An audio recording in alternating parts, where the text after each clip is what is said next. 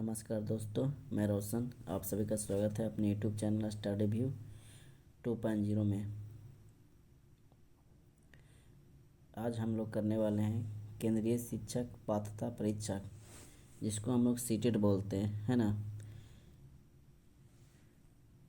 ये हम लोग इसका प्रीवियस ईयर 18/11/2012 का प्रीवियस ईयर हम लोग आज करेंगे, जिसमें पेपर 2 के लिए होंगे और क्लास 6 से क्लास 8 के लिए, है ना। क्लास 6 से क्लास 8 के लिए होने वाले हैं और प्रीवियस ईयर का ये हम लोग सॉल्व पेपर करेंगे आज, जिसमें सामाजिक विज्ञान या सामाजिक अध्ययन के और इसमें हिंदी के क्वेश्चन हम लोग सहित बाल विकास और शिक्षा शास्त्र के क्वेश्चन करेंगे।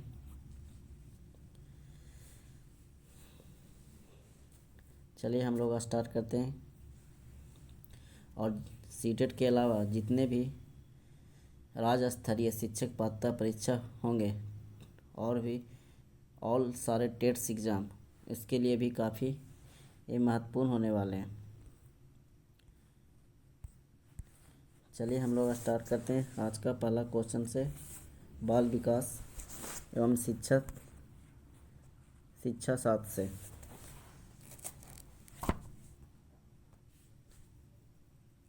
आज का पहला क्वेश्चन है, बोला जा रहा है कि बाल केंद्रित शिक्षा का समर्थन निम्नलिखित में से किस विचारक द्वारा किया गया। बोला जा रहा है कि बाल केंद्रित शिक्षा का समर्थन निम्नलिखित में से किस विचारक द्वारा किया गया। तो इसका क्या हो जाएगा, जॉन ड्यूबी, है ना। जॉन ड्यूबी के द्वारा किया गया। बाल केंद्रित शिक्षा में केंद्रीय स्थान बालक को ही दिया जाता है। इसमें बालक की शारीरिक और मानसिक योग्यता के आधार पर उसकी शिक्षा व्यवस्था की जाती है। नेक्स्ट क्वेश्चन पे आते हैं। एकल अभिभावक वाले बच्चे को पढ़ाते समय शिक्षक को क्या करना चाहिए। बोला जा रहा है एकल अभिभावक वाले बच्चों को पढ़ाते समय शिक्षक को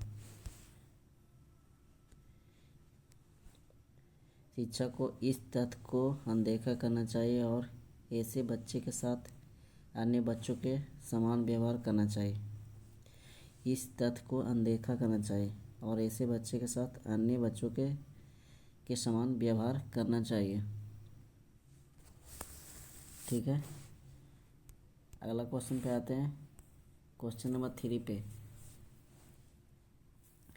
बोला जा रहा है कि प्रतिभाशाली बच्चे के संदर्भ में का अर्थ होता है, संदर्भन अर्थ होता है। प्रतिभाशाली बच्चों के संदर्भ में संवर्धन का अर्थ होता है ना, एक्सेलरेशन।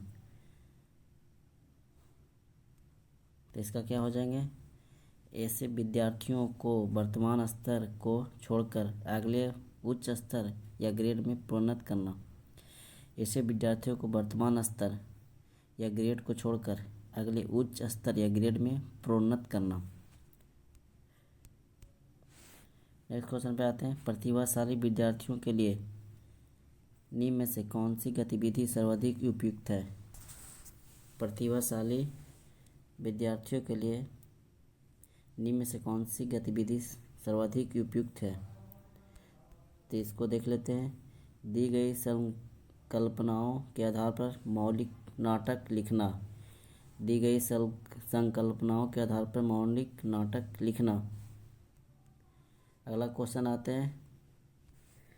शारीरिक, बोला जा रहा है कि शारीरिक गतिकी बुद्धि के रखने वाले बच्चे की अंतिम अवस्था निम्नलिखित में से कौन सी हो सकती है। शारीरिक या गतिक बुद्धि रखने वाले बच्चे की अंतिम अवस्था निम्नलिखित में से कौन सी हो सकती है। तो इसमें पूछा जा रहा है शल्य चिकित्सक। इसका क्या हो जाएंगे, शल्य चिकित्सक हो जाएंगे, है ना। अगला क्वेश्चन पे आते हैं। क्वेश्चन नंबर 6 पे। क्वेश्चन नंबर 6 में बोला जा रहा है कि जो प्रतिभाशाली बच्चे होते हैं वो कैसे होते हैं? तो मानव के लिए महत्वपूर्ण किसी भी क्षेत्र में अस्वभावतः अच्छा निष्पादन करते हैं। बोला जा रहा है मानव के लिए महत्वपूर्ण किसी भी क्षेत्र में अस्वभावतः अच्छा निष्पादन करते हैं प्रतिभाशाली बच्चे। अगला क्वेश्चन पे आते हैं, क्वेश्चन नंबर 7 पे। मिश्रित आयु वर्ग वाले विद्यार्थियों की कक्षा से व्यवहार रखने वाले शिक्षक के लिए डैश का ज्ञान सर्वाधिक महत्वपूर्ण है। मिश्रित आयु वर्ग वाले विद्यार्थियों की कक्षा से व्यवहार रखने वाले शिक्षक के लिए डैश का ज्ञान महत्वपूर्ण है। तो इसका क्या हो जाएंगे? विकासात्मक अवस्थाओं, है ना, विकासात्मक अवस्थाओं के लिए क्या है? ज्ञान सर्वाधिक महत्वपूर्ण है। अगला क्वेश्चन आते हैं, क्वेश्चन नंबर 8। शिक्षा का अधिकार अधिनियम 2009 के क्रियान्वयन के बाद है ना, शिक्षा का अधिकार अधिनियम 2009 के क्रियान्वयन के बाद कक्षा कक्ष होती है वो आयु के अनुसार अधिक समझातीय है। आयु के अनुसार अधिक क्या है? समझातीय है। अगला क्वेश्चन पे आते हैं, क्वेश्चन नंबर 9 पे। संकल्पनाओं की व्यवस्थित प्रस्तुति विकास के निम्नलिखित किन सिद्धांतों के साथ संबंधित हो सकती है? संकल्पनाओं की व्यवस्थित प्रस्तुति विकास के निम्नलिखित किन सिद्धांतों के साथ संबंधित हो सकती है? तो इसका क्या होगा? विकास सापेक्ष रूप से क्रमिक होता है। जो विकास होता है सापेक्ष रूप से क्या होता है? क्रमिक होता है। क्वेश्चन नंबर 10 पे आते हैं। बोला जा रहा है सीखने के सिद्धांतों के संदर्भ में स्कैप फोल्डिंग डैश की ओर संकेत करता है। सीखने के सिद्धांत के संदर्भ में स्कैप फोल्डिंग डैश की ओर संकेत करता है। तो इसका हो जाएंगे सीखने में वयस्कों द्वारा अस्थायी सहयोग। सीखने में वयस्कों द्वारा अस्थायी सहयोग, इसमें क्या होता है? सीखने के सिद्धांत के संदर्भ में स्कैप फोल्डिंग सीखने में वयस्कों द्वारा अस्थायी सहयोग की ओर संकेत करता है। छोटे बच्चे स्कैप फोल्डिंग के माध्यम से जल्दी तथा अस्थायी सीखते हैं, है ना। क्वेश्चन नंबर 11 पे आते हैं। क्वेश्चन नंबर 11 में बोला जा रहा है मैडम चाय खाती है। वाक्य क्या बोला जा रहा है? कि मैडम चाय खाती है। वाक्य में क्या है? कि वाक्य विन्यास की दृष्टि से सही है लेकिन अर्थ विज्ञान की दृष्टि से गलत है ना। विन्यास की दृष्टि से क्या हो जाएंगे? सही हो जाएंगे, बट अर्थ की दृष्टि से गलत हो जाएंगे। नेक्स्ट क्वेश्चन आता है 12 पे। क्वेश्चन नंबर 12 बुद्धि। बोला जा रहा है कि बुद्धि लब्धांक के आधार पर विभिन्न समूहों में विद्यार्थियों का वर्गीकरण उनकी स्वगरिमा को डैश है और उनके शैक्षणिक निष्पादन को डैश है। बोला जा बुद्धि लब्धांक के आधार पर विभिन्न समूहों में विद्यार्थियों का वर्गीकरण उनकी स्वगरिमा को क्या करता है? स्वगरिमा को घटाता है। स्वगरिमा को घटाता है। उसके बाद और उनके शैक्षणिक निष्पादन को प्रभावित नहीं करता है। यानी आंसर नंबर क्या हो जाएंगे? डी सही हो जाएंगे, है ना। पहले घटाता है और उनके शैक्षणिक निष्पादन को प्रभावित नहीं करता। क्वेश्चन नंबर 13 पे आते हैं। रेवन का प्रोग्रेसिव मैट्रिसीज परीक्षण डैश परीक्षण का उदाहरण है। रेवन का प्रोग्रेसिव मैट्रिसीज परीक्षण डैश परीक्षण का उदाहरण है। तो इसको हम लोग क्या बोलें? संस्कृति मुक्ति बुद्धि लाभदांक क्या हो जाएंगे?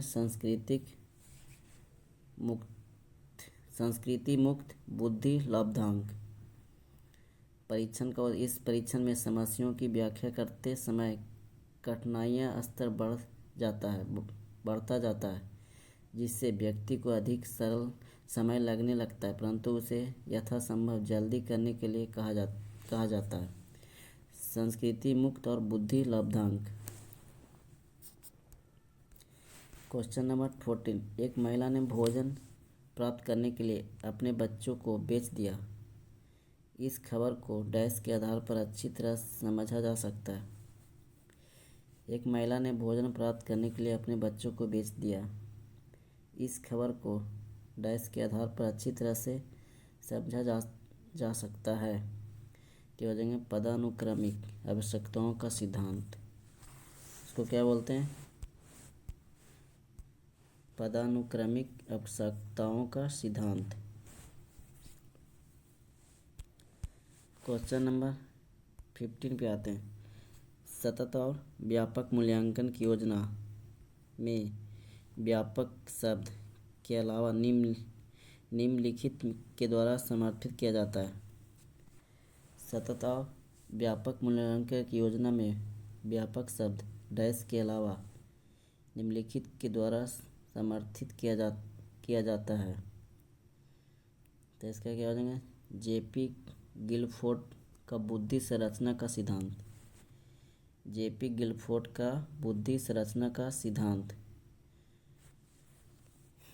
इसमें क्या है कि सूचना प्रक्रमण सिद्धांत तथा एल थर्टन के प्राथमिक मानसिक योग्यता के सिद्धांत के द्वारा समर्थित किया जाता है। क्वेश्चन नंबर 16 पे आते हैं। इसका प्रिंट थोड़ा सा हल्का है, इसको हम पढ़ देते हैं। देखिएगा, सीखने डैश आकलन, सीखने डैश आकलन और अनुदेशन के बीच डैश के दृढ़ीकरण के द्वारा सीखने को प्रभावित करता है। क्या बोला जा रहा है कि सीखने डैश आकलन और अनुदेश के बीच डैश को दृढ़ीकरण द्वारा सीखने को प्रभावित करता है। तो क्या हो जाएगा? इसका क्या हो जाते हैं? इसका हो जाएंगे, देख लेते हैं।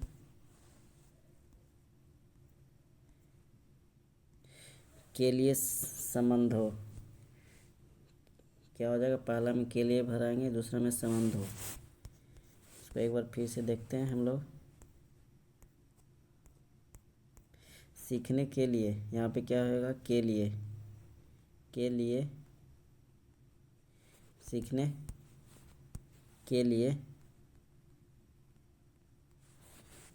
के लिए आकलन और उद्देश्यों के बीच संबंधों के दृढ़ीकरण। क्या हो जाएगा? दृढ़ीकरण द्वारा सीखने को प्रभावित करता है ना। ठीक है, क्लियर हो गए होंगे। अगला क्वेश्चन पे चलते हैं। क्वेश्चन नंबर 17 पे विज्ञान के प्रयोगों में सामान्यतः लड़के उपकरणों का नियंत्रण अपने हाथों में लेते हैं और लड़कियों से आंकड़ों के रिकॉर्ड करने अथवा बर्तनों को धोने के लिए कहते हैं। यह प्रवृत्ति क्या दर्शाती है? बताइए। विज्ञान के प्रयोग में सामान्यतः लड़के जो है उपकरणों को नियंत्रण के लिए अपने हाथों में लेते हैं और लड़कियों से आंकड़ों को रिकॉर्ड करने के लिए कहते हैं और बर्तन धोने के लिए कहते हैं। यह प्रवृत्ति को क्या दर्शाती है? तो यह दर्शा रही है पुरुष और स्त्री की रूढ़िबद्ध भूमिकाएं विद्यालय में भी होती है। पुरुष और स्त्री की रूढ़िबद्ध भूमिकाएं जो कहाँ पे होती है? विद्यालय में भी होती है। इसको लैंगिक भेदभाव की भावना को भी दर्शाता है। एक क्या है? एक लैंगिक भेदभाव की भावना को भी दर्शा रहा है। Question number 18। कक्षा कक्ष में शिक्षक और शिक्षार्थी विद्यार्थी किस प्रकार जेंडर को डैश करते हैं? यह सीखने के वातावरण डैश बोला जा रहा है कक्षा कक्ष में शिक्षक और विद्यार्थी किस प्रकार जेंडर को डैश करते हैं। यह सीखने के वातावरण डैश है, क्या होगा। तो इसको देख लेते हैं। इसका क्या हो जाएंगे, रूपांतरिक, उसके बाद को क्षुब्ध करता है। क्या हो जाएंगे यहाँ पे, कक्षा कक्ष में शिक्षक और विद्यार्थी किस प्रकार जेंडर को रूपांतरित करते हैं। यह सीखने के वातावरण को क्षुब्ध करता है। ठीक है। क्वेश्चन नंबर 90 पे आते हैं। निःशुल्क एवं अनिवार्य शिक्षा का अधिकार 2009 में अनिवार्य शब्द का अर्थ होता है। निःशुल्क एवं अनिवार्य शिक्षा का अधिकार 2009 के अनिवार्य शब्द का अर्थ होता है। तो इसका क्या हो जाएंगे, इसको देख लेते हैं। क्या हो जाएंगे, उचित सरकारें दाखिले, उपस्थिति और प्रारंभिक शिक्षा की पूर्णता को सुनिश्चित करेगी, है ना। उचित सरकारें दाखिले, उपस्थिति और प्रारंभिक शिक्षा की पूर्णता को सुनिश्चित करेगी। क्वेश्चन नंबर 20 पे आते हैं। निम्न में से कौन सा सिद्धांत पाठ्य योजना में शामिल नहीं है। निम्नलिखित में से कौन सा सिद्धांत पाठ्य योजना में शामिल नहीं है। तो इसका क्या हो जाएंगे, योजना की दृढ़ता, बाकी उद्देश्य की स्पष्टता शामिल है, शिक्षण का ज्ञान, शिक्षार्थियों का ज्ञान। अगला क्वेश्चन आते हैं। अब अधिगमनकर्ता का स्वनियमन का क्या अर्थ है। अधिगमनकर्ता स्वनियमन का क्या अर्थ है,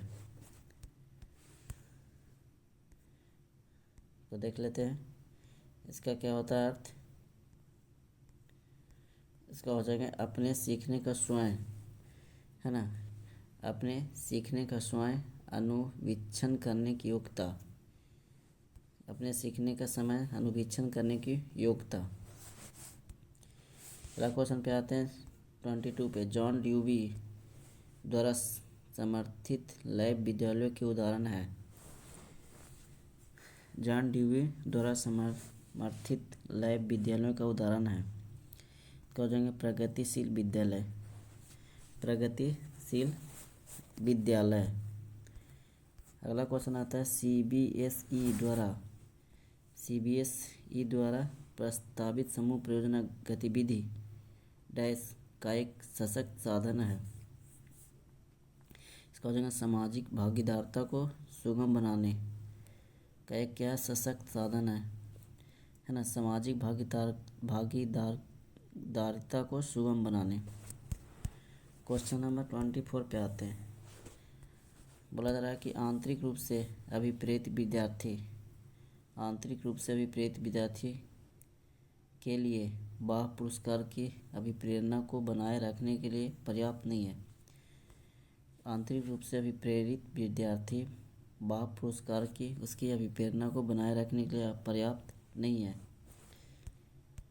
उसके बाद नेक्स्ट क्वेश्चन पे आते हैं। उपलब्धि अभिप्रेरणा है, तो इसको क्या बोलते हैं, चुनौतीपूर्ण कार्य करने में डटे रहने की प्रवृत्ति। अगला क्वेश्चन पे आते हैं। Question number 26। विद्यार्थियों से प्रतिक्रिया प्राप्त करने का आदर्श प्रतीक्षा समय के सही अनुपात होना चाहिए। विद्यार्थियों से प्रतिक्रिया प्राप्त करने का आदर्श प्रतीक्षा समय डैश के सही अनुपात होना चाहिए। तो इसका क्या हो जाएंगे, प्रश्न का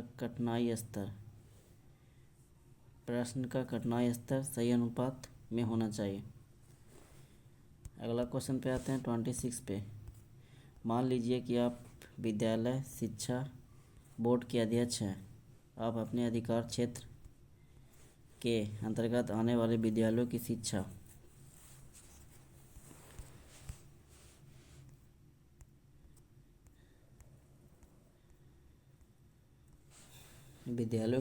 संपूर्ण गुणवत्ता को सुधारने के लिए क्या योजना बनाएंगे।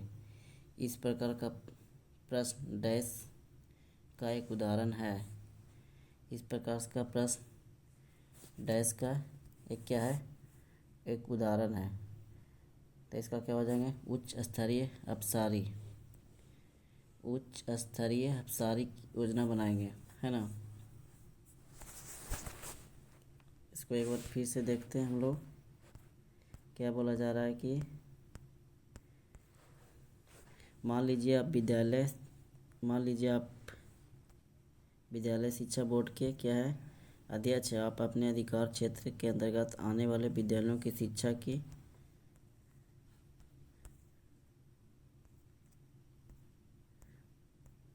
क्या हो जाएंगे, शिक्षा की संपूर्ण गुणवत्ता को सुधारने के लिए क्या योजना बनाएंगे, इस प्रकार का प्रश्न उच्च स्तरीय अपसारी का एक क्या है, उदाहरण है। उच्च स्तरीय अपसारी का क्या है, एक उदाहरण है।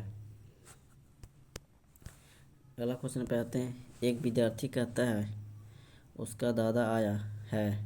एक शिक्षक होने के नाते आपकी प्रतिक्रिया होनी चाहिए। एक विद्यार्थी कहता है उसका दादा आया है। एक शिक्षक होने के नाते प्रतिक्रिया होनी चाहिए। तो कौन सी प्रतिक्रिया होनी चाहिए, इसको देखते हैं। अच्छा, उसके दादाजी आए हैं। क्या होनी चाहिए, अच्छा उसके दादाजी आए हैं। ठीक है। अगला क्वेश्चन आते हैं। लॉरेंस कोहलबर्ग के द्वारा प्रस्तावित निम्नलिखित चरणों में से प्राथमिक विद्यालयों के बच्चे किन चरणों का अनुसरण करते हैं। लॉरेंस कोहलबर्ग के द्वारा प्रस्तावित निम्नलिखित चरणों में से प्राथमिक विद्यालयों के बच्चे किन चरणों का अनुसरण करते हैं। तो प्राथमिक विद्यालय के बच्चे की बात कर रहे हैं, तो इसका क्या हो जाएंगे, टू और वन, है ना। 2 और 1 का अनुसरण करते हैं, यानी क्या क्या, वैयक्तिकता और विनिमय, वैयक्तिकता और विनिमय। उसके बाद आज्ञा पालन और दंड उन्मुखीकरण। क्या क्या, आज्ञा पालन और दंड उन्मुखीकरण। ठीक है। क्वेश्चन नंबर 30 पे आते हैं। डैश के अलावा निम्नलिखित घटना वृत्तांत रिकॉर्ड की आवश्यकता होती है। डैश के अलावा निम्नलिखित घटना वृत्तांत रिकॉर्ड की आवश्यकता होती है। तो इसका क्या हो जाएगा, यह व्यवहार का व्यक्तिनिष्ठ साक्ष्य है और इसलिए यह शैक्षिक क्षेत्र के लिए प्रतिपुष्टि यानी फीडबैक उपलब्ध नहीं कराता है। यह व्यवहार का व्यक्तिनिष्ठ साक्ष्य है और इसके लिए शैक्षिक क्षेत्र के लिए प्रतिपुष्टि उपलब्ध नहीं कराता है। क्वेश्चन नंबर आते हैं 31 पे। यहाँ से हम लोग को भाग 2 में सामाजिक विज्ञान के क्वेश्चन देखने को मिलेंगे। इसमें बोला जा रहा है कि पिंड जिसमें अपनी ऊष्मा प्रकाश नहीं हो लेकिन वे तारों की रोशनी से चमकते हैं, उन्हें क्या कहा जाता है। पिंड जिसमें अपनी ऊष्मा और प्रकाश नहीं हो लेकिन वे तारों की रोशनी से चमकते हैं, उसको क्या कहते हैं, हम लोग ग्रह कहते हैं। ठीक है। बोला जाता है स्थान, लोग, वस्तुएं एवं प्रकृति जो किसी भी जीव को घेरे रहते हैं कहलाते हैं। स्थान, लोग, वस्तुएं, प्रकृति जो किसी भी जीव को घेरे रहते हैं कहलाते हैं। तो इसको बोलते हैं पर्यावरण। इसको क्या बोलते हैं, पर्यावरण। क्वेश्चन नंबर 33 पे आते हैं। जब किसी व्यक्ति या समूह को किसी प्रतिरूप या इमेज के साथ जोड़ दिया जाता है तो उसे कहा जाता है। जब किसी व्यक्ति या समूह को किसी प्रतिरूप के साथ जोड़ दिया जाता है तो उसे क्या कहा जाता है, रूढ़िबद्ध, है ना। उसको क्या बोलते हैं, रूढ़िबद्ध। अगला क्वेश्चन आते हैं। कित्तूर के ब्रिटिश विरोधी आंदोलन का नेतृत्व किसने किया था। कित्तूर के ब्रिटिश विरोधी आंदोलन का नेतृत्व किसने किया, तो रानी चेन्नम्मा ने। क्या हो जाएंगे इसका, रानी चेन्नम्मा। कित्तूर ये कहाँ पे पड़ते हैं, कर्नाटक में, कर्नाटक, है ना। कित्तूर है जो कर्नाटक में पड़ते हैं। रानी चेन्नम्मा 1824 में कब 1824 में ब्रिटिश ईस्ट इंडिया कंपनी के विरुद्ध सैन्य विद्रोह का नेतृत्व किया था। अंग्रेज़ों ने विद्रोह का दमन करके रानी चेन्नम्मा को गिरफ्तार कर लिया था। अगला क्वेश्चन आते हैं, मुगल वास्तुशिल्प मिश्रित है। मुगल वास्तुशिल्प मिश्रित है, तो इसका क्या हो जाएंगे? इसका हो जाएगा फारसी एवं भारतीय शैलियों का, है ना, फारसी एवं भारतीय शैलियों का। मुगल कालीन वास्तुशिल्प मुख्यतः फारसी एवं भारतीय शैलियों का मिश्रण है। विशाल एवं शानदार गुंबद, चारों कोनों पर स्तंभों पर खड़े बुर्ज या विशाल हॉल, सभागार या मेहराबदार प्रवेश द्वार इस शैली की प्रमुख विशेषताएं हैं। नेक्स्ट क्वेश्चन पे आते हैं, क्वेश्चन नंबर 36 पे। संसाधन जो किसी क्षेत्र में पाए जाते हैं परंतु जिनका अभी उपयोग नहीं किया गया है उन्हें कहा जाता है। संसाधन जो किसी क्षेत्र में पाए जाते हैं परंतु जिनका अभी उपयोग नहीं किया जाता है उन्हें कहा जाता है, तो उन्हें बोलते हैं संभावित संसाधन। तो क्या बोलते हैं? संभावित संसाधन। अगला क्वेश्चन पे आते हैं, क्वेश्चन नंबर 37 पे। भारत की मानक देशांतर है। भारत की मानक देशांतर है, तो क्या हो जाएंगे? 82 डिग्री 50 मिनट पूर्व देशांतर। इसका क्या हो जाएंगे? 82 डिग्री 50 मिनट पूर्व देशांतर। ठीक है, तो बोलते हैं भारत का मानक देशांतर यह है जो इलाहाबाद के निकट नैनी से होकर गुजरती है। अगला क्वेश्चन आते हैं, जब कोई शिलाखंड दबाव एवं कठोरता के कारण परतदार शैल में बदल जाते हैं उन्हें क्या कहते हैं? उन्हें बोलते हैं अपसादी शैल। जब कोई शिलाखंड या दबाव एवं कठोरता के कारण परतदार शैल में बदल जाती है उन्हें बोलते हैं अपसादी शैल, है ना। अपसादी शैल के रूप में इसको हम जानते हैं हम लोग। अपसादी शैल का निर्माण अग्नि और रूपांतरित चट्टानों के अपक्षयन एवं अपरदन से होता है। ठीक है, ये चट्टानें परतदार होती है तथा अधिकांश जीवाश्म इन्हीं चट्टानों में पाए जाते हैं। अपसादी शैल में ही जीवाश्म प्राप्त होती है। नेक्स्ट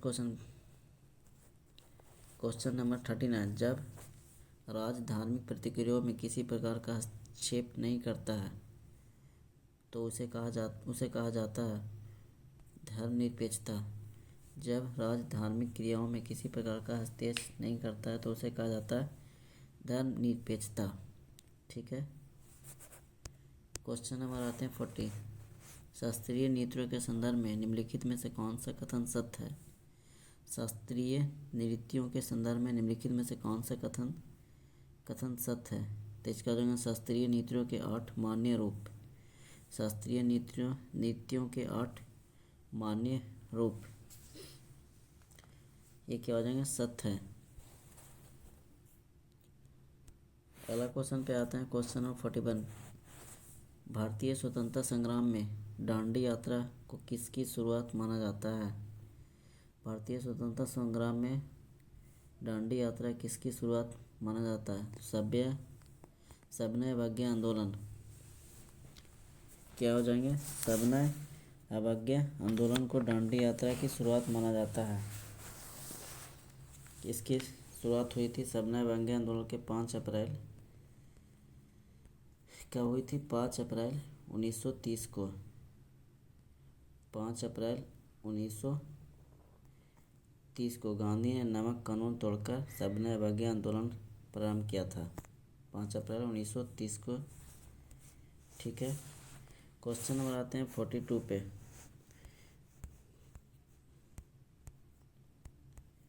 क्वेश्चन नंबर 42 पे, निम्न में से कौन सा अपरदन स्थल रूप है? निम्न में से कौन सा अपरदन स्थल रूप है? तो क्या हो जाएंगे छत्रक शिलक। इसका निर्माण अपर्दन द्वारा होता है। इन शिलाओं का रूप आकार छाता के समान होता है। इन शिलाओं का निर्माण की क्रिया वायु जल एवं भूखलन के कारण होती है। वायु जल और किसके कारण? भूखलन के कारण होती है। अगला क्वेश्चन पे आते हैं। निम्नलिखित में से कौन सा परंपरागत ऊर्जा स्रोत है?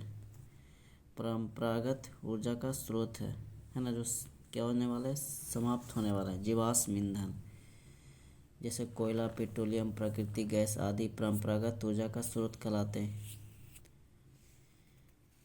इसकी उत्पत्ति की बात करें तो पृथ्वी के गर्भ से प्राप्त होती है। ये पवन ऊर्जा, ज्वारीय ऊर्जा, सौर ऊर्जा या अपरंपरागत ऊर्जा हो जाएंगे। क्वेश्चन नंबर 44 पे आता है। भारत में राज्यपाल की नियुक्ति कौन करता है? भारत में राज्य के राज्यपाल की नियुक्ति कौन करता है? तो इसकी हो जाएंगे राष्ट्रपति। भारत के राष्ट्रपति के द्वारा नियुक्ति की जाती है अनुच्छेद 155 के तहत। संविधान के अनुच्छेद 155 के तहत भारत में राज्यपाल की नियुक्ति होती है। विश्व शांति का विचार किस मुगल शासक ने आगे बढ़ाया? विश्व शांति का विचार किस मुगल शासक ने आगे बढ़ाया? तो हो जाएंगे अकबर के द्वारा। बोला जा रहा है खालसा की स्थापना करने वाले निम्न में से कौन थे? खालसा की स्थापना करने वाले निम्न में से कौन थे? तो गुरु गोविंद सिंह ने खालसा पंथ की स्थापना की थी। अगला क्वेश्चन आता है। निम्न में से वायुमंडल की कौन सी परत वायुमान की उड़ान के लिए आदर्श है? तो इसका हो जाएगा समताप मंडल। निम्न में से वायुमंडल की कौन सी परत वायुयान उड़ान के लिए आदर्श है? तो हो जाएगा समताप मंडल। इसकी ऊंचाई की बात करते हैं 16 किलोमीटर से 50 किलोमीटर तक। 16 से 50 किलोमीटर तक। ठीक है। अगला क्वेश्चन है। भारतीय संविधान का अनुच्छेद 21 का संबंध है। भारतीय संविधान का अनुच्छेद 21 से संबंधित है जीवन के अधिकार से। क्या हो जाएंगे? जीवन के अधिकार से। क्वेश्चन नंबर 49 पे आते हैं। भारत की सर्वोच्च कानून निर्माण संस्था है, तो इसको संसद बोलते हैं। भारत की सर्वोच्च कानून निर्माण संस्था है संसद। अगला क्वेश्चन पे आते हैं। निम्न में से कौन से वनों की पत्तियों के गिरने का निश्चित समय नहीं होता है, इसलिए वे कभी अनावृत नहीं दिखते हैं? निम्न में से कौन से वनों की पत्तियों के गिरने का निश्चित समय नहीं होता है, इसलिए वे कभी अनावृत नहीं दिखते हैं? तो उष्णकटिबंधीय सदाबहार वन। इसका क्या हो जाएगा? उष्णकटिबंधीय सदाबहार वन। क्वेश्चन नंबर 51 पे आते हैं। कृषि की एक पद्धति जिसमें व्यापक स्तर पर आधुनिक आगतों का उपयोग अधिक उत्पादकता प्राप्त करने के लिए किया जाता है, तो क्या कहलाते हैं? इसको वाणिज्यिक खेती बोलते हैं। कृषि की एक पद्धति जिसमें व्यापक स्तर पर आधुनिक आगतों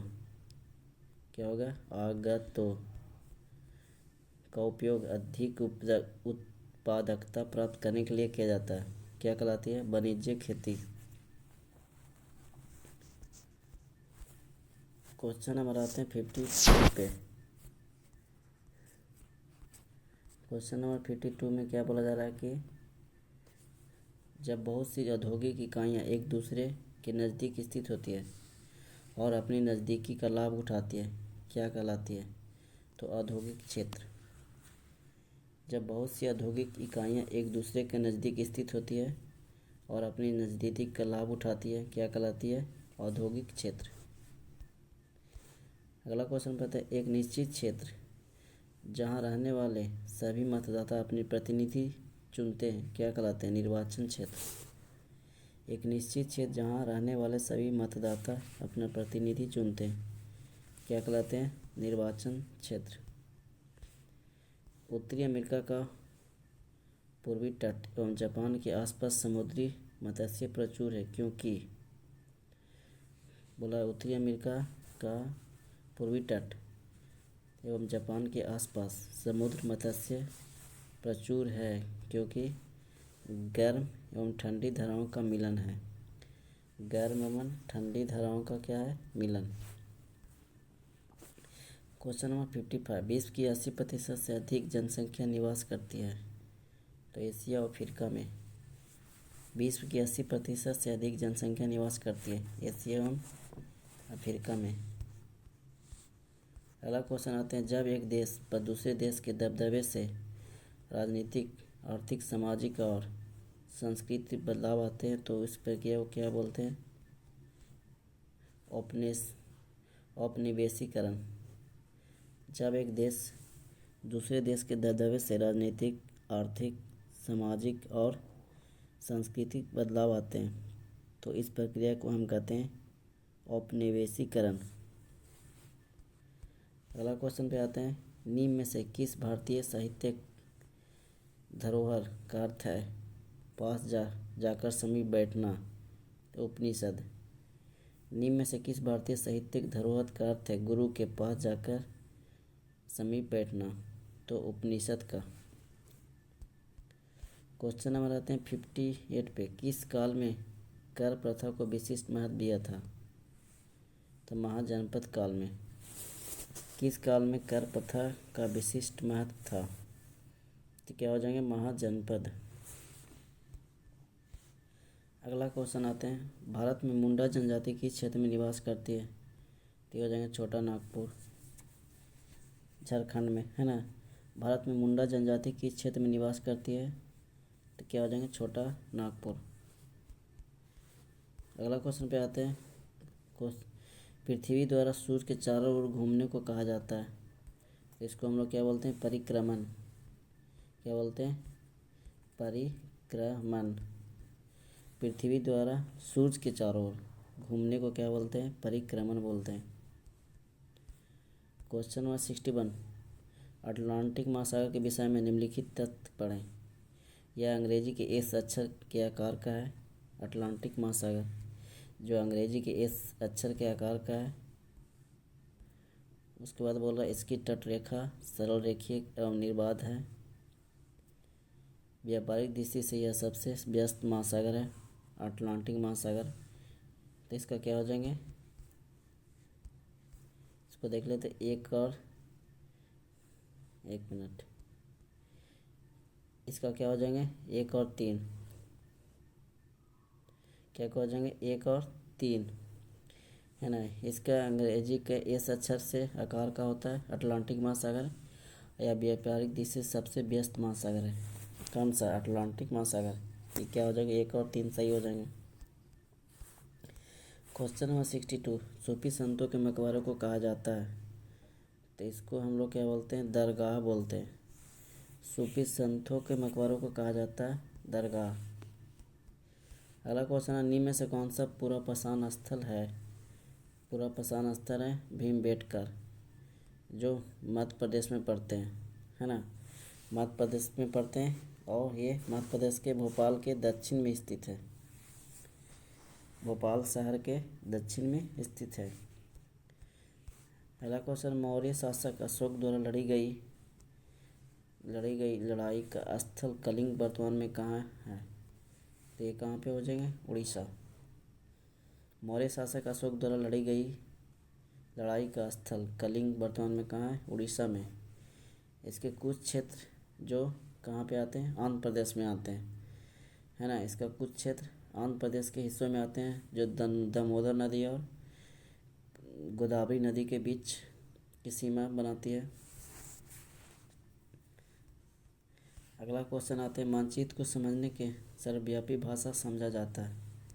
मानचित्र को समझने की सर्वव्यापी भाषा को समझा जा सकता है तो हो जाएंगे रूढ़ि चिन्हों के द्वारा। किसके द्वारा हो जाएंगे? रूढ़ि चिन्हों के द्वारा। अगला क्वेश्चन पे आते हैं, निम्न में से कौन सा विविधता को बढ़ावा देता है? निम्न में से कौन सा विविधता को बढ़ावा देता है? तो क्या हो जाएगा? अपनी मातृभाषा में बोलना। अपनी मातृभाषा में बोलना। अगला क्वेश्चन आता है, भूमि की एक संकरी पट्टी जो बड़े भूखंड को जोड़ती है उसे कहा जाता है उसे जाना जाता है। भूमि की एक संकरी पट्टी जो दो बड़े भूखंडों को जोड़ती है उसे जाना जाता है। किस रूप में हम लोग जानते हैं उसको? भूसंधि के रूप में। किस रूप में? भूसंधि। अगला नेक्स्ट क्वेश्चन आते हैं, क्वेश्चन नंबर 68। वर्ष 2012 को निम्नलिखित में से किस प्रकार से लिखा जा सकता है? वर्ष 2012 को निम्नलिखित में से किस प्रकार से लिखा जा सकता है? तो ये हो जाएंगे AD 2012। क्या हो जाएंगे? AD 2012। जैवमंडल के विषय में सबसे उपयुक्त कथन है। जैवमंडल के विषय में सबसे उपयुक्त कथन है, तो इसका क्या हो जाएगा? भूमि, जल, वायु, पौधे और पशु। जैवमंडल में हो जाएंगे भूमि, जल, वायु, पौधे और पशु। नेक्स्ट क्वेश्चन आते हैं 70 पे। निम्नलिखित में से कहाँ सभी अक्षांशों पर दोपहर का सूर्य वर्ष में कम से कम एक बार सीधा ऊपर से चमकता है? निम्नलिखित में से कहाँ सभी अक्षांशों पर दोपहर का सूर्य वर्ष में कम से कम एक बार सीधा ऊपर से चमकता है? इसका क्या हो जाता है तो देखते हैं। कर्क रेखा और मकर रेखा के मध्य। क्या हो जाएंगे? कर्क रेखा और मकर रेखा के मध्य में सीधा वर्ष भर में एक बार दोपहर के ऊपर से चमकता है।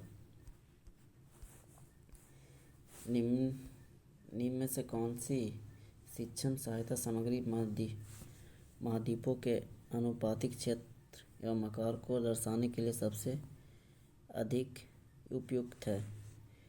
तो हो जाएंगे ग्लोब। इसका क्या हो जाएंगे? इसको ग्लोब बोलते हैं। बोला निम्न में से कौन सी शिक्षण सहायक सामग्री महाद्वीपों के अनुपातिक क्षेत्र एवं आकार को दर्शाने के लिए सबसे उपयुक्त है? तो हो जाएंगे ग्लोब हो जाएंगे। ठीक है। क्वेश्चन नंबर 72 पे आते हैं। राष्ट्रीय स्तर पर सामाजिक विज्ञानों की पुस्तक की निम्नलिखित में से कौन सी सर्वाधिक महत्वपूर्ण विशेषता है? राष्ट्रीय स्तर पर सामाजिक विज्ञानों की पुस्तक की निम्नलिखित में से कौन सी सर्वाधिक महत्वपूर्ण विशेषता है? तो हो जाएगा इसे ऐसा होना चाहिए ताकि सभी सामाजिक समूह इसके साथ संबंधित हो सके। इसे ऐसा होना चाहिए ताकि सभी सामाजिक समूह इसके साथ संबंधित हो सके। अगला क्वेश्चन पे आते हैं 73 पे। प्रथम पीढ़ी के अधिगमनकर्ता के अभिभावक संघ PTA में अपने बच्चों की शैक्षिक समस्याओं से निपटने में अपनी अयोग्यता को अभिव्यक्त करते हैं। एक शिक्षक के रूप में आप क्या करेंगे? तो हो जाएगा उसमें उन्हें अपने बच्चों द्वारा घर पर पढ़ाई पर दिए जाने वाले समय को ध्यानपूर्वक देखने के कहेंगे। उन्हें अपने बच्चे द्वारा घर पर पढ़ाई पर दिए जाने वाले समय को ध्यानपूर्वक देखने को कहेंगे। अगला क्वेश्चन पे आते हैं। Question number 75। मौसमी उपकरणों के द्वारा मौसम संबंधी सूचनाओं एकत्र करना उदाहरण है। मौसमी उपकरणों के द्वारा मौसम संबंधी सूचनाओं एकत्र करना उदाहरण है। तो इसके किसको? प्राथमिक आंकड़ों का। क्या हो जाएगा इसका? प्राथमिक आंकड़ों का।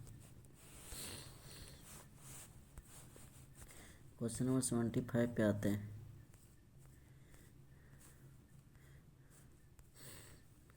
बोला जा रहा है कि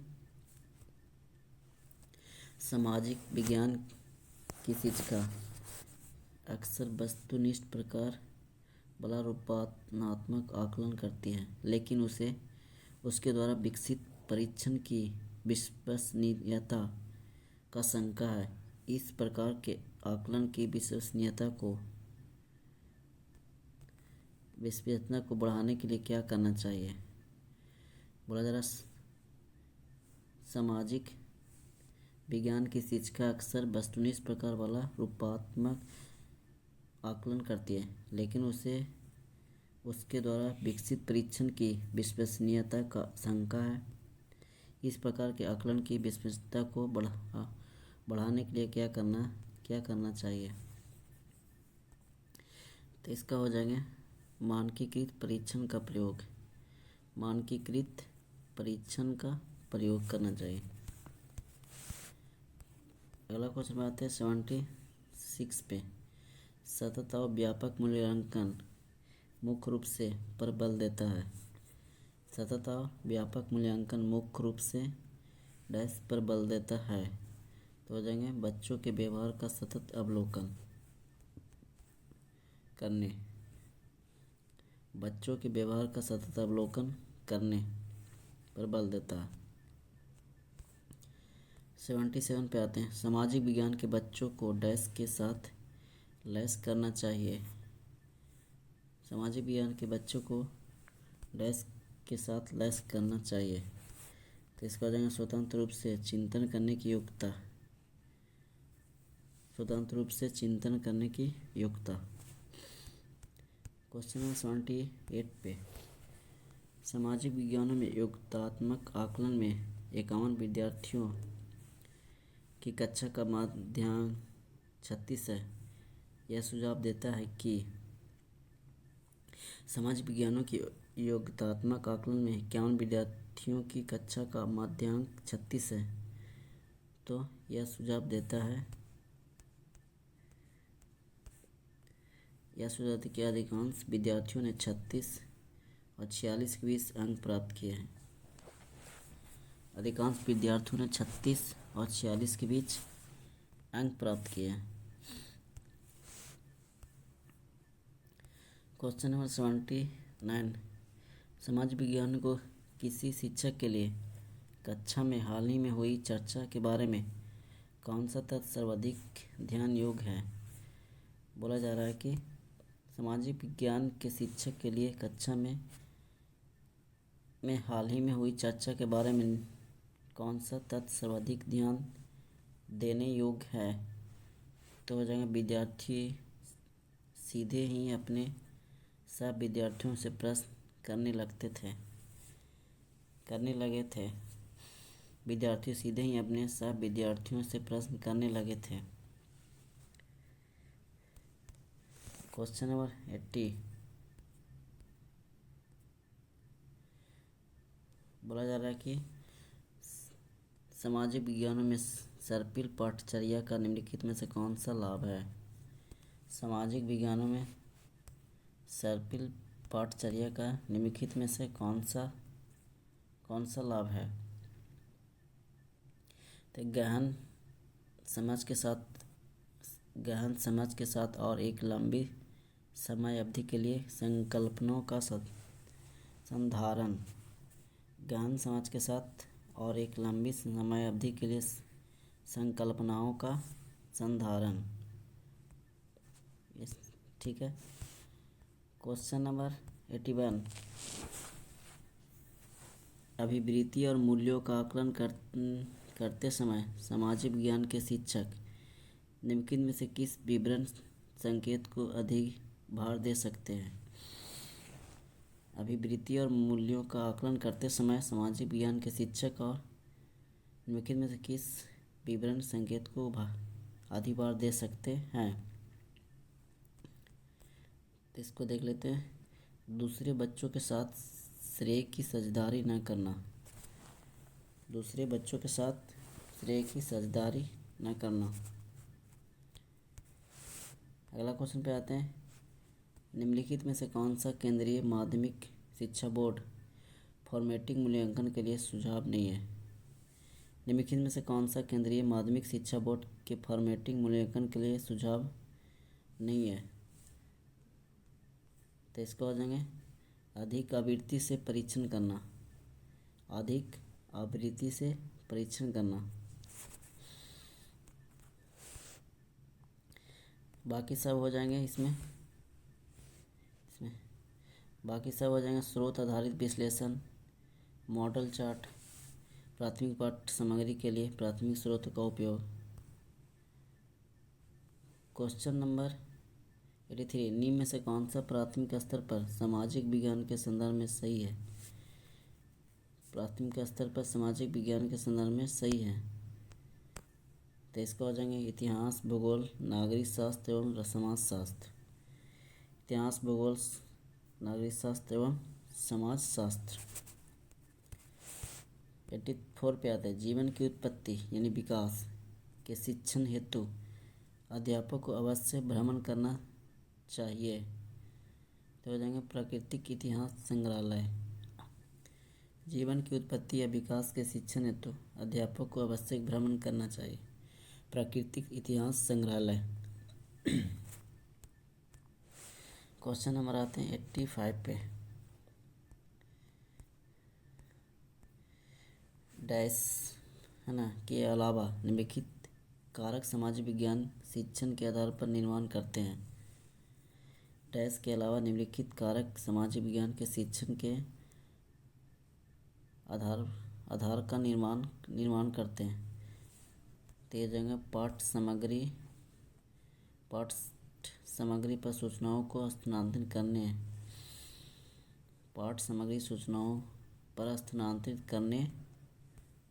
करने के अलावा निम्नलिखित कारक सामाजिक विज्ञान शिक्षण के आधार पर निर्माण करते हैं।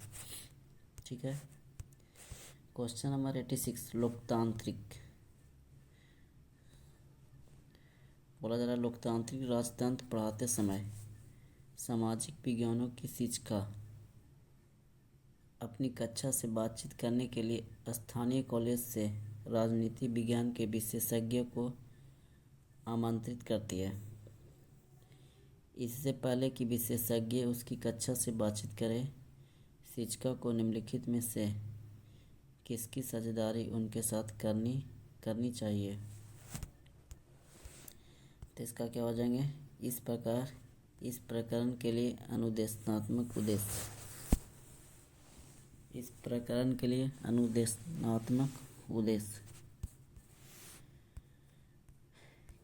इसको देखते हैं एक बार फिर से।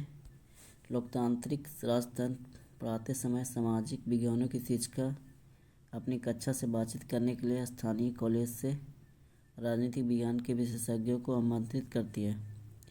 इससे पहले कि विशेषज्ञ उसकी कक्षा से बातचीत करें, शिक्षिका को निम्नलिखित में से किसकी साझेदारी उनके साथ करनी चाहिए? तो इसका क्या हो जाएंगे, इस प्रकरण के लिए अनुदेशात्मक उद्देश्य। क्वेश्चन नंबर 87, बोला जा रहा है कि एक कक्षा में कुछ आदिम जनजाति के बच्चे भी शामिल हैं तथा इसके कारण उस कक्षा में सांस्कृतिक विविधता का माहौल है। शिक्षक द्वारा इसका प्रभावी ढंग से इस्तेमाल करने हेतु निम्नलिखित में से कौन सा तरीका सबसे उपयुक्त है? बोला जा रहा है एक कक्षा में कुछ आदिम जनजाति के बच्चे भी शामिल है तथा इसके कारण उस कक्षा में सांस्कृतिक विविधता का माहौल है। शिक्षक द्वारा इसका प्रभावी ढंग से इस्तेमाल करने हेतु निम्नलिखित में से कौन सा तरीका सबसे उपयुक्त होगा? इसको देखते हैं। विद्यार्थियों से अपने सांस्कृतिक और उनके द्वारा सबसे अधिक मूल्यवान अथवा सम्मानित बिंदुओं से जुड़े प्रकरणों पर क्रियात्मक शोध करने के लिए कहना। विद्यार्थियों से अपने सांस्कृतिक और उनके द्वारा सबसे अधिक मूल्यवान अथवा सम्मानित बिंदुओं से जुड़े प्रकरणों पर क्रियात्मक शोध करने के लिए कहना। ठीक है, क्लियर है। नेक्स्ट क्वेश्चन पे आते हैं। क्वेश्चन नंबर 88, समाज विज्ञानों के नियामक या मानदंड संबंधी आयाम निम्नलिखित आयामों में से किसे शामिल करते हैं? इसका हो जाएंगे समानता।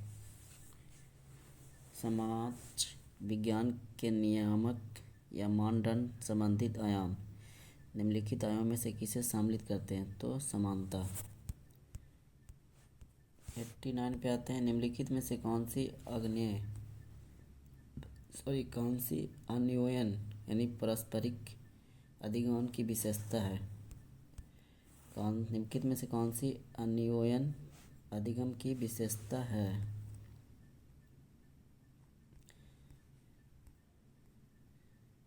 क्या आ जाएंगे? अधिगम की विशेषता है तो सीखने का उत्तरदायित्व विद्यार्थियों और शिक्षक दोनों के द्वारा साझा किया जाता है। सीखने का उत्तरदायित्व विद्यार्थियों और शिक्षक दोनों के द्वारा साझा किया जाता है। क्वेश्चन नंबर आते हैं 19। निम्नलिखित में से कौन सा संसद के कार्य प्रकरण को पढ़ाने का सर्वोत्कृष्ट तरीका है? निम्नलिखित में से कौन सा संसद के कार्य प्रकरण को पढ़ाने का सर्वोत्कृष्ट तरीका है? तो परियोजना कार्य। क्या हो जाएंगे? परियोजना कार्य। चलिए यहाँ से हम लोग हिंदी के क्वेश्चन देखेंगे। गद्यांश दिया गया है, पढ़कर सबसे उचित विकल्प को चुनना है। ठीक है। क्वेश्चन नंबर 91 से 99 तक बोला जा रहा है कि गिजू भाई न केवल बच्चों की क्षमताओं बौद्धिकता में विश्वास व्यक्त करते हैं, अपितु वे उनकी सृजनात्मकता में भी अगाध आस्था रखते हैं। उनके अनुसार कुछ हत्याएं पीनल कोड की धारा के अधीन आती है। उनमें कानून व्यक्ताओं को अपराध जैसी कोई चीज़ नज़र नहीं आती। ठीक है, नज़र नहीं आती। कानून व्यक्ताओं की न्याय नीति संबंधित मर्यादाओं सिर्फ पीनल कोड से बंधी होती है। शिक्षा शास्त्रियों के पास राज, रूढ़ि अथवा धर्म की कोई सत्ता नहीं है। इसलिए जीवन के प्रति जो अपराध होते हैं उनके लिए न कोई पीनल कोड न कोई उन्हें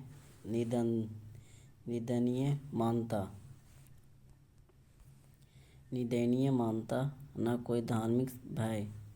जीवन के प्रति होने वाला एक ऐसा ही अपराध है बालक की सृजन शक्ति की हत्या। ईश्वर ने मनुष्य का सृजन किया और उसे अपनी सृजन शक्ति का प्रदान की तथा बोला जा रहा है ईश्वर की शक्ति मनुष्य की सृजन शक्ति अनंत शक्ति के समान ही अनगिनत है। इसलिए साहित्य एक सृजन है, चित्रकला दूसरा सृजन है, संगीत तीसरा सृजन है और स्थापत्य चौथा सृजन है। इस तरह गिनने बैठा जाए तो मनुष्य के द्वारा बनाई गई अनेकानेक कृतियों को गिनाया जा सकता है। जब शिक्षक या अभिभावक यह तय करते हैं कि बच्चे को क्या करना चाहिए, क्या नहीं करना चाहिए, वस्तुतः इन निर्णयों में से वे बालक की सृजन शक्ति का दमन कर देते हैं। ठीक है, चलिए क्वेश्चन देखते हैं यहाँ से। बीजू भाई किसमें विश्वास नहीं करते हैं? बोला जा रहा है कि बीजू भाई किसमें विश्वास नहीं करते हैं?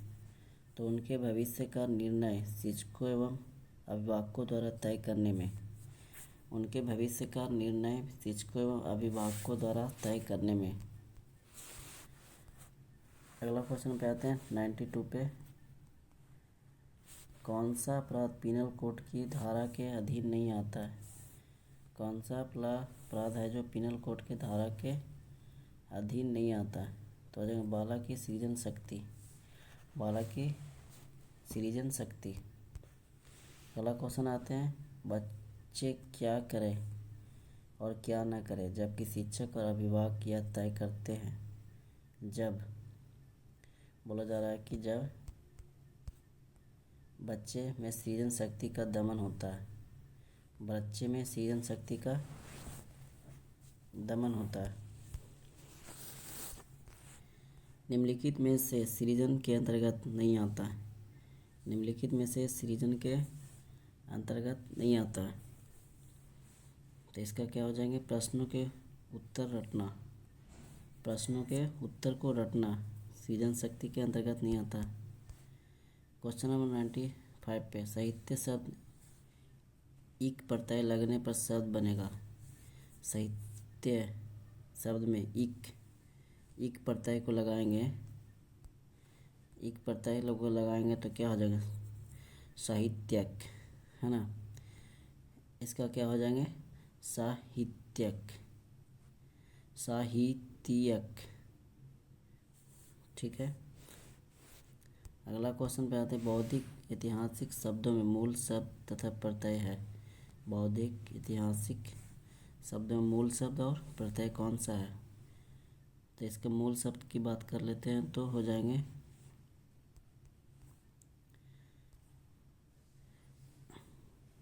बुद्धि। बौद्धिक में बुद्धि मूल शब्द है। उसके बाद इतिहास भी मूल शब्द है। बुद्धि और इतिहास मूल शब्द है। इसमें कौन सा है, इसमें इक प्रत्यय लगा है। कौन सा, इक, दोनों में कौन सा प्रत्यय लगा है, इक प्रत्यय लगाया गया है बौद्धिक और ऐतिहासिक में, ठीक है। न्याय नीति में डैश समास है। न्याय नीति डैश समास है, कौन सा समय, दो शब्द है, न्याय और नीति। इसमें कौन सा शब्द आ रहे हैं, न्याय, द्वंद्व समास, द्वंद्व समास। क्वेश्चन नंबर 98 पे आता है, ईश्वर का पर्यायवाची नहीं है। ईश्वर का पर्यायवाची नहीं पूछा जा रहा है इसमें। तो ब्रह्मा, जगदीश है, परमेश्वर है, परमात्मा है, बस ब्रह्मा नहीं है ना ईश्वर का पर्यायवाची। बोला जा रहा है समान का विलोम शब्द क्या हो जाएगा। समान का विलोम शब्द क्या हो जाएगा, तो इसका हो जाएंगे असमान, इसका उल्टा असमान हो जाएंगे। निर्देश दिए गए 100 से 105 तक निम्नलिखित पदांश को ध्यानपूर्वक पढ़कर इस पर आधारित प्रश्नों को उत्तर देना है। पदांश में क्या बोला है कि मेष आए बड़े बन ठन के सांवर के आगे आगे नाचती गाती बयारा चली, है ना। मेघ आए बड़े बन ठन के सांवर के आगे आगे नाचती गाती बयारा चली।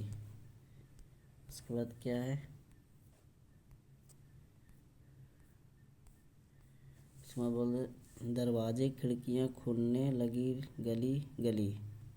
दरवाजे खिड़कियाँ खुलने लगी गली गली, पहुन ज्यों आए हो गाँव में शहर के, मेघ आए बड़े बन ठन के सवर के।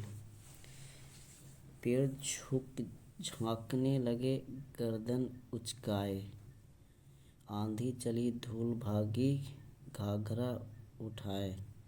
आंधी चली धूल भागी घाघरा उठाए। उसके बाद बोल रहा है कि बांकी चितवन उठ नदी ठिठकी घूंघट सर के। बांकी चितवन उठ नदी ठिठकी घूंघट सर के, मेघ आए बड़े बन ठन के सवर के। मेघ आए बड़े बन ठन के सवर के, बूढ़े पीपल ने आगे बढ़कर जुहार की, बरस बाद सुधी लेहनी। बूढ़े पीपल ने आगे बढ़कर जुहार की, बरस बाद सुधी लेहनी। उसके बाद बोली अकुलाई लता ओठ हो किवार की, हरसाया ताल लाया पानी परात भर के। हरसाया ताल लाया पानी परात भर के, मेघ आए बड़े बन ठन के सवर के। क्षितिज अटारी गहराई दामनी दम की। क्षितिज अटारी गहराई दामनी दम की। क्षमा करो क्षमा करो गांठ खुल गई अब भरम की, बांध टूटा झरझर मिलन के आंसू ढर ढर के, मेघ आए बड़े बन ठन के सवर के। चलिए क्वेश्चन देखते हैं हम लोग, इसमें क्या बोला जा रहा है कि मेघ आए बड़े बन ठन के सवर के, तो पंक्ति का स्वभाव किसमें है? पंक्ति का स्वभाव किसमें? बादल सज धज के आए हैं। इसमें क्या हो जाएंगे? बादल है जो सज धज के आए हैं।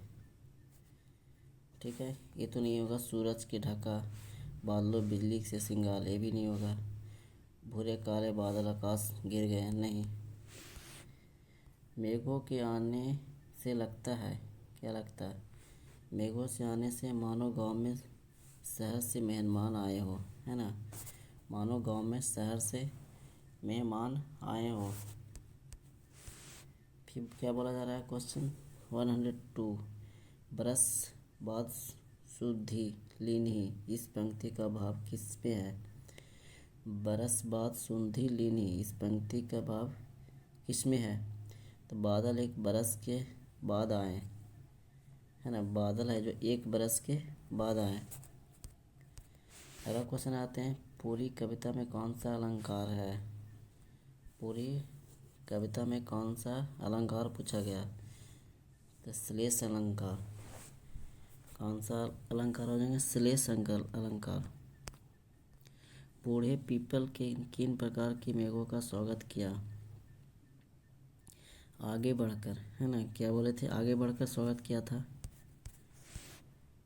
पाहुन शब्द का क्या अर्थ होता है? मेहमान, है ना, सभी को पता है। पाहुन शब्द का क्या अर्थ होता है? मेहमान।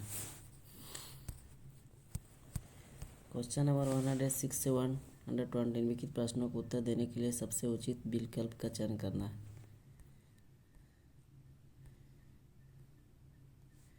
भाषा बोला जा रहा है कि भाषा क्या है? जानने का अर्थ, उसका व्याकरण जानना, सीखने सिखाने में पाठ्य पुस्तकों का विशेष महत्व देना, जीवन की विभिन्न स्थितियों को साधती है, व्याकरण पर ही आधारित होती है। तो इसका क्या हो जाएंगे? जीवन की विभिन्न स्थितियों को साधती है भाषा। क्वेश्चन नंबर 107, भाषा की कक्षा में समाचार पत्र पत्रिकाओं का उपयोग यह सुनिश्चित करता है कि बच्चे प्रमाणित लेख, समाचार आदि पर अपनी प्रतिक्रिया देने की क्षमता रखते हैं। बच्चे प्रामाणिक लेख, समाचार आदि पर अपनी प्रतिक्रिया देने की क्षमता रखते हैं। 108 पे आते हैं, सुलेखा जब तक बच्चों के साथ बातचीत करती रहती है, वह बच्चों को भाषा अर्जित करने के लिए परिवेश दे रही है। सुलेखा जब तक बच्चों के साथ बातचीत करती रहती है, तो वह बच्चों को भाषा अर्जित करने के लिए परिवेश दे रही है। क्वेश्चन 109, सुमन बचपन से ही गुजराती बोल समझ लेती है, वह कभी विद्यालय नहीं होती। यह उदाहरण है भाषा अर्जन का। यह विद्यालय नहीं जाती, है ना, वह कभी विद्यालय नहीं जाती। सुमन बचपन से ही गुजराती बोल समझ लेती है, तो वह कभी विद्यालय नहीं गई है। इसका उदाहरण क्या है? भाषा का अर्जन की है उसने, दूसरे के द्वारा सीख ग्रहण की है। भाषा में सतत और व्यापक मूल्यांकन का उद्देश्य क्या है? सतत और व्यापक का मूल्यांकन का उद्देश्य क्या है? तो हो जाएगा बच्चों द्वारा भाषा सीखने की प्रक्रिया को जानना और समझना। बच्चों द्वारा भाषा सीखने की प्रक्रिया को जानना समझना। क्वेश्चन नंबर 111, सस्वर पठन का मुख्य उद्देश्य है। सस्वर पठन का मुख्य उद्देश्य बच्चों की पढ़ने संबंधी झिझक को समाप्त करना। बच्चों की पढ़ने संबंधी झिझक को समाप्त करना। अगला क्वेश्चन आते हैं 112। भाषा शिक्षण में कौन सा बिंदु सबसे कम महत्वपूर्ण है? भाषा शिक्षण में कौन सा बिंदु सबसे कम महत्वपूर्ण है? तो पाठ सामग्री। क्या हो जाएंगे? पाठ सामग्री। चलिए अगला क्वेश्चन पे आते हैं 113। सतत मूल्यांकन का एक निहितार्थ है। सतत मूल्यांकन का एक क्या है? निहितार्थ है। तो हो जाएगा बच्चों के भाषा प्रयोग का निरंतर अवलोकन करना। बच्चों के भाषण प्रयोग का निरंतर क्या करना? उसका अवलोकन करना। नेक्स्ट क्वेश्चन पे आते हैं भाषा के आधारभूत कौशल। भाषा के आधारभूत कौशल क्या है? तो इसको हो जाएंगे हमेशा अर्जित किए जाते हैं। भाषा के आधारभूत कौशल हमेशा अर्जित किए जाते हैं। शिक्षक की स्वयं की भाषा प्रयोग की कुशलता है। शिक्षक की स्वयं की भाषा प्रयोग की कुशलता क्या है? बच्चों के भाषा प्रयोग के लिए आदर्श रूप से प्रस्तुत करती है। बच्चों के भाषा प्रयोग के लिए आदर्श रूप प्रस्तुत करती है। भाषा अर्जन और भाषा अधिगम में महत्वपूर्ण अंतर क्या है? भाषा अधिगम और भाषा अर्जन में महत्वपूर्ण अंतर पूछा जा रहा है। तो इसका क्या हो जाएगा? भाषिक परिवेश की उपलब्धता। क्या हो जाएंगे? भाषिक प्रवेश की उपलब्धता। ठीक है। अगला क्वेश्चन पे आते हैं। Question number 170। भाषा की पाठ्य पुस्तक में डैश से संबंधित पाठ होना चाहिए। भाषा की पाठ्य पुस्तक में डैश से संबंधित पाठ होना चाहिए। साहित्य से संबंधित पाठ होना चाहिए। आकलन पूछा जा रहा है ना।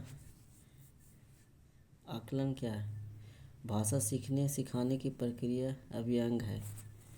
आकलन क्या है? भाषा सीखने और सिखाने की प्रक्रिया का अभिअंग है। मौखिक भाषा के आकलन का सर्वोच्च तरीका है। मौखिक भाषा आकलन का सर्वोच्च तरीका है। तो इसका क्या हो जाएगा? अनुभव बांटना और बातचीत। अनुभव को बांटना और बातचीत। अगला क्वेश्चन पे आते हैं। स्वाभाविक अभिव्यक्ति कल्पनाशीलता कौशल और सोच को विकसित करना। स्वाभाविक अभिव्यक्ति कल्पनाशीलता कौशल और सोच को विकसित करना। तो इसका क्या हो जाएंगे? भाषा शिक्षण का एक महत्वपूर्ण उद्देश्य है। भाषा शिक्षण का एक महत्वपूर्ण उद्देश्य है। यह आज का लास्ट क्वेश्चन था। वीडियो कैसा लगा आप लोग कमेंट्स बॉक्स में ज़रूर बताइए। वीडियो का क्वालिटी या कंटेंट अगर अच्छा लगता है तो वीडियो को लाइक कर दें, वीडियो को शेयर कर दें और चैनल पे नए हैं तो चैनल को ज़रूर सब्सक्राइब कर दें। उस पर ऑल नोटिफिकेशन पे 3 डैश पे जाके उसके ऊपर में 3 डैश दिया गया है, उसको क्या करना है? क्लिक करके ऑल नोटिफिकेशन पे क्लिक कर लें ताकि यहाँ से जितने भी वीडियो अपलोड किए जाए आपके पास नोटिफिकेशन के माध्यम से पहुँच जाए। सभी को मेरी तरफ से धन्यवाद।